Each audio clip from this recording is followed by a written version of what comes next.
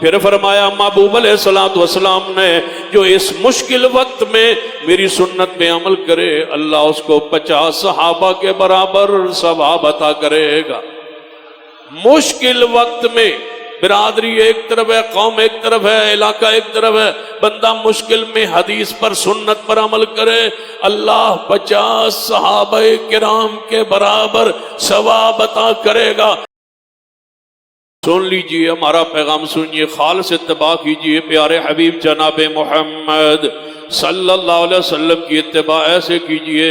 نبی علیہ السلام مشکل وقت کیوں نہ ہو، کتنا ہی مشکل وقت کیوں نہ آ جائے، ہر حال میں حدیث پہ عمل کریں، ہر حال میں سنت پہ عمل کریں۔ سلام ہے ان اہل الحدیث اہل السنہ کے لوگوں کے لیے جو ہر حال میں پیغمبر علیہ السلام کی اطاعت کرنے۔ خوشخبری سن لیجئے، المعجم الکبیر للطبرانی کے اندر حدیث پاک نبی علیہ السلام نے فرمایا میرے صحابہ ایک مشکل وقت آئے گا، اتنا مشکل وقت ہوئے گا میری حدیث پہ عمل کرنا، میری سنت پہ عمل کرنا اتنا مشکل ہو جائے گا جس طرح ہاتھ پہ آگ کا انگارہ رکھنا مشکل ہوتا ہے، بندہ برداشت نہیں کر سکتا، اس طرح میری حدیث سنت پر عمل مشکل ہو جائے گا۔ پھر فرمایا محبوب علیہ السلام نے جو اس مشکل وقت میں میری سنت پہ عمل کرے اللہ اس کو 50 صحابہ کے برابر ثواب عطا کرے گا۔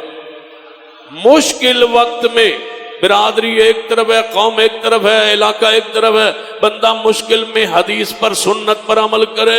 اللہ 50 صحابہ کرام کے برابر ثواب عطا کرے گا۔ اور جانتے ہو ایک صحابی کے اجر عمل کا ثواب، پیغمبر علیہ السلام کی وہ حدیث ہے صحیح البخاری، اگر تم اود پہاڑ کے برابر سونا خرچ کرو اور میرا صحابی ایک مٹھ جو کی خرچ کرے تم ان کے ثواب کو نہیں پہنچ سکتے۔ پھر میں کہتا ہوں ہر اس شخص کو جو اصحاب رسول کے خلاف زبان دراز کرتا ہے، صحابی ہوتا ہے، صحابیت کا درجہ اتنا بلند ہوتا ہے۔ کسی محدث سے پوچھا گیا تھا کہ صحابی کا درجہ اور مقام کیا ہے، فرمایا غیر صحابی کی زندگی کے سارے اعمال اکٹھے ہو جائیں تو صحابی کے گھوڑے کے ناک کے نتنے میں جو مٹی گرد و غبار اللہ کی راہ میں نکلتے ہوئے لگتا ہے، عام بندے کی زندگی کے اعمال اس کے برابر بھی نہیں ہو سکتے۔